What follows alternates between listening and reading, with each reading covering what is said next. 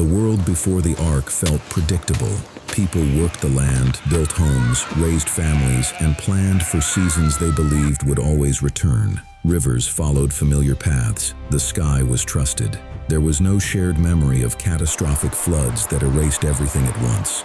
Stability had become normal, and normal had become unquestioned truth. In such a world, preparation for total collapse sounded unreasonable. Projects were built for growth, trade, comfort, or status, not for survival against an unseen threat. This context matters because it explains why the Ark did not emerge from public demand. It emerged from conviction in a future most people could not imagine. Starting the Ark meant working against the social current. Large projects usually begin with approval leaders, investors, or communities agreeing on purpose. This one began with resistance. Building a massive structure implied that daily life was unsafe, that routines were fragile, and that the future would not resemble the past. Will protect the market. That implication alone was enough to trigger mockery. We begin at sunrise. Yet construction requires continuity, showing up every day, repeating the same actions, making progress even when the audience is hostile. The Ark's earliest phase was therefore psychological before it was physical. Endurance preceded engineering. The builder had to commit to a long process without social reinforcement, a condition that eliminates all but the most disciplined projects. From a practical standpoint, the decision to build demanded a shift in priorities. Time, energy, and resources were redirected toward a single objective. Comfort gave way to preparation. Distractions lost value. The Ark became the organizing center of life. This is a pattern seen in every high-stakes build. When the outcome matters more than reputation, focus sharpens. Planning becomes conservative. Waste is reduced. Each decision is measured against the same question. Does this move the project forward? The Ark's future success depended on this discipline long before the first timber was cut. By the end of this phase, the idea had crossed a threshold. It was no longer hypothetical. The decision had been made, the cost accepted, and the commitment locked in. The build site was chosen, the ground prepared, and materials identified. What remained was execution. The world still doubted, but doubt no longer mattered. Once a project reaches this point, it cannot remain invisible. The next step was to translate conviction into structure, to turn intention into design. That transition marks the beginning of the blueprint phase, where imagination gives way to measurement and planning becomes precise. The Ark did not begin as wood and labor. It began as a blueprint in the mind. Long before the first tree was cut, the structure existed as a set of constraints, clear limits, that defined what could and could not work. The Ark was not meant to travel fast, nor to fight waves, nor to be elegant. Its primary purpose was stability and survival. That single objective shaped every design decision. The proportions described were deliberate. Long enough to distribute weight evenly, wide enough to prevent rolling, tall enough to contain multiple internal levels. In modern engineering terms, the Ark followed principles of balance, center of gravity,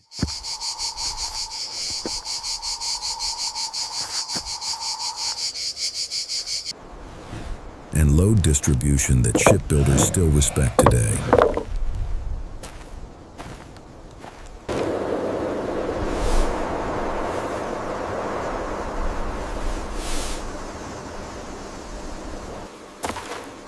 This was not artistic design, it was functional design. Every measurement served a purpose, and nothing was decorative.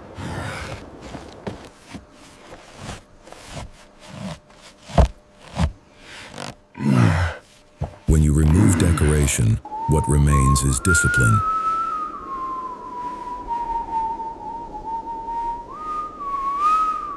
The Ark was designed to endure time, pressure, and isolation, not beauty contests or public approval.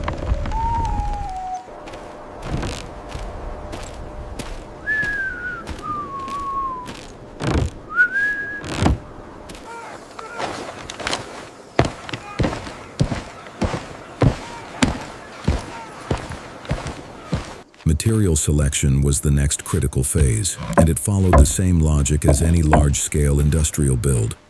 The wood had to be strong, workable, and resistant to long-term stress. Ancient builders understood their environment deeply.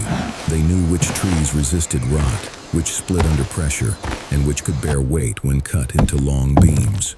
Timber was not chosen at random, it was selected for performance.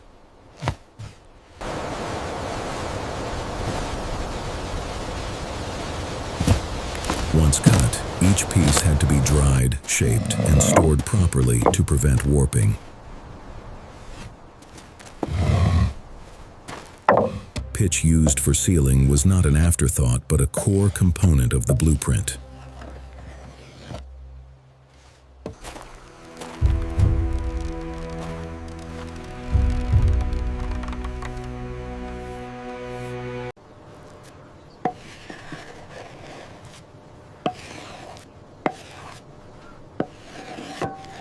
Waterproofing was not optional. The ark was designed as a closed system, meaning failure at any joint could compromise everything inside. This is where the ark begins to resemble a factory design. Every material had a job, every interface mattered, and nothing could be left to chance.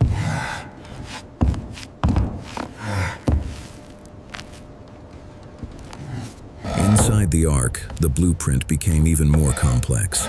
The structure was divided into levels, compartments, and passages, all planned before construction began. This internal layout followed a logic similar to modern warehouses or processing facilities. Separation prevented chaos. Compartments reduced risk. Pathways allowed controlled movement.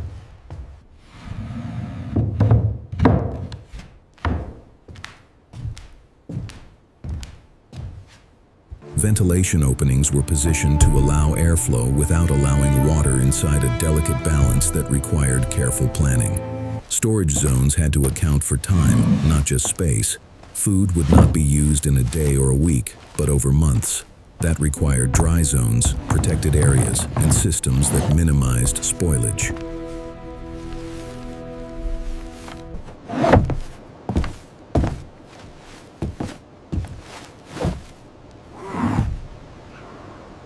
The blueprint did not assume ideal conditions. It assumed prolonged confinement.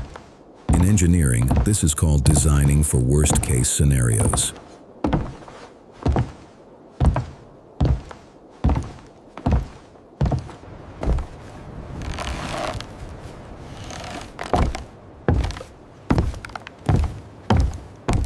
The ark was built for a future where outside systems no longer functioned. The final element of the blueprint was sequencing.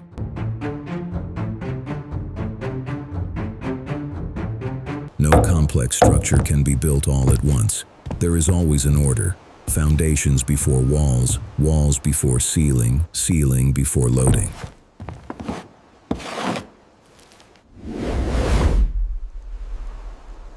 The ark followed the same principle.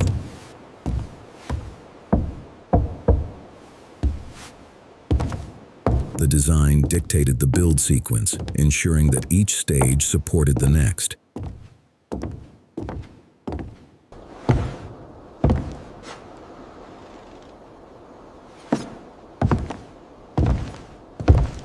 This prevented rework, reduced waste, and maintained structural integrity. In modern terms, this is process optimization. The ark was not built impulsively, it was built methodically. Every decision reduced uncertainty. By the time construction began, the ark was no longer an idea, it was a plan that could be executed step by step. And once a plan reaches that level of clarity, the build becomes inevitable. The next phase would transform drawings and intentions into physical reality, as the first tools met the first beams and the construction line truly began.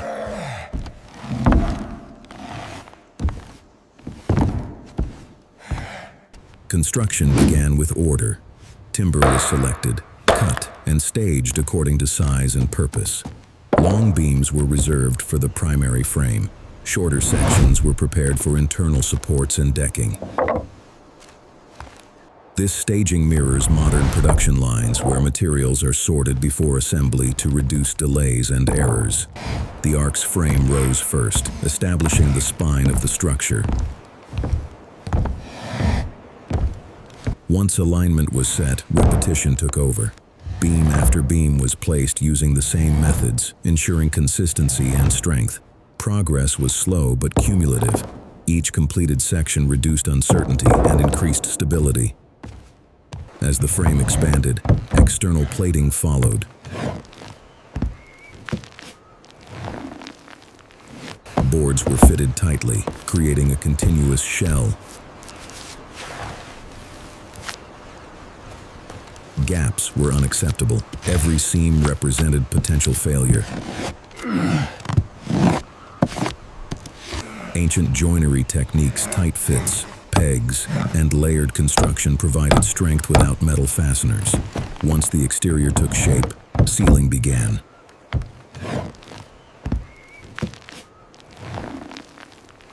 Pitch was applied methodically, inside and out, in layers.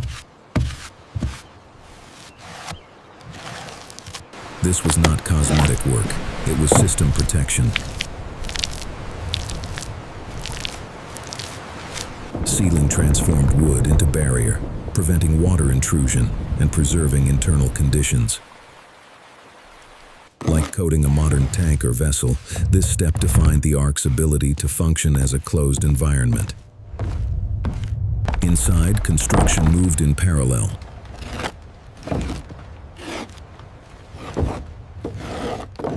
Decks were installed to divide space vertically, increasing capacity while maintaining balance. Compartments were framed to separate loads and manage movement. Pathways were kept clear, ensuring access for feeding, inspection, and maintenance.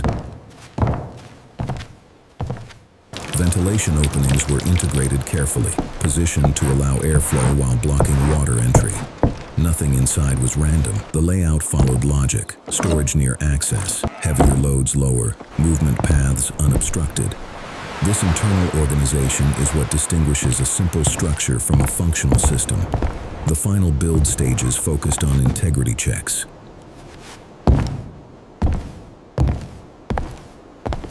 Weight distribution was assessed by feel and observation. Seams were inspected. Doors and access points were reinforced.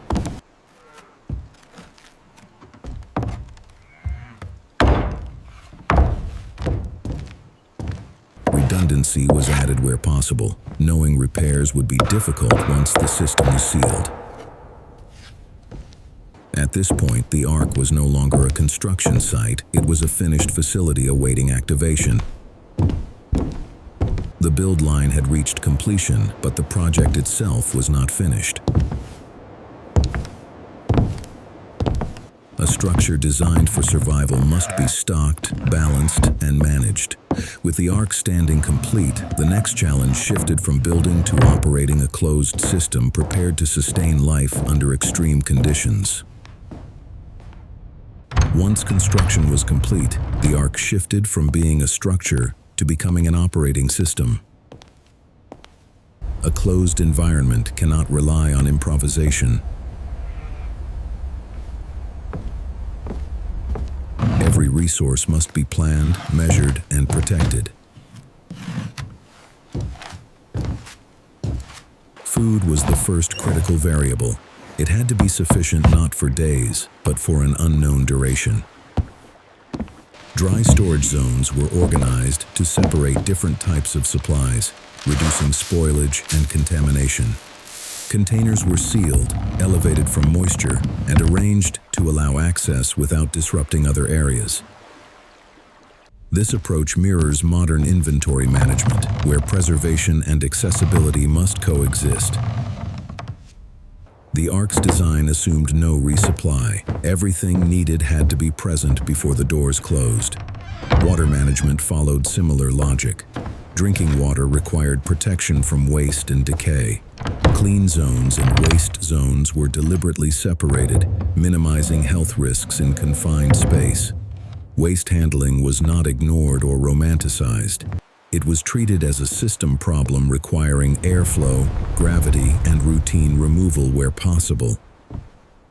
Ventilation openings were essential here, allowing fresh air to circulate and gases to escape. The Ark's internal airflow was passive, relying on design rather than machinery. This is a hallmark of resilient systems. When power does not exist, structure must compensate. Movement inside the Ark had to remain controlled. Pathways were kept clear so caretaking could continue without disruption. Feeding cycles followed a schedule, not convenience. Animals were grouped logically to reduce stress and simplify care. Silence and order were as important as strength. Panic inside a sealed structure can become as dangerous as the threat outside. The Ark's layout helped enforce calm through predictability. Every task had a place, and every place had a purpose. This level of order is not accidental. It is the result of planning under constraint. By the time loading was complete, the Ark had transitioned fully into operational mode. Nothing more could be added. Nothing unnecessary could be removed. The system had to function exactly as designed.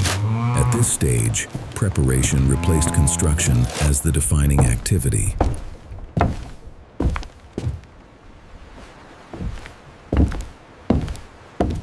The project entered a waiting phase, where success depended not on building faster, but on maintaining discipline. The structure was ready, the supplies were in place, and the system stood sealed against a future that had not yet arrived. The test did not arrive gradually. It arrived decisively. External conditions shifted beyond any previous experience, and the Ark's design assumptions were put under immediate stress. Water rose, pressure increased,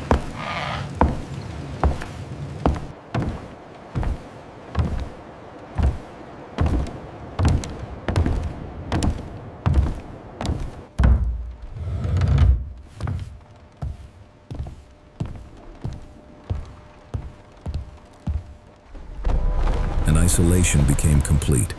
At this moment, theory ended. Only execution remained. The Ark did not need to move forward. It needed to remain stable. Its success depended on buoyancy, balance, and integrity. Every sealed seam, every reinforced joint, every planning decision now faced its consequence.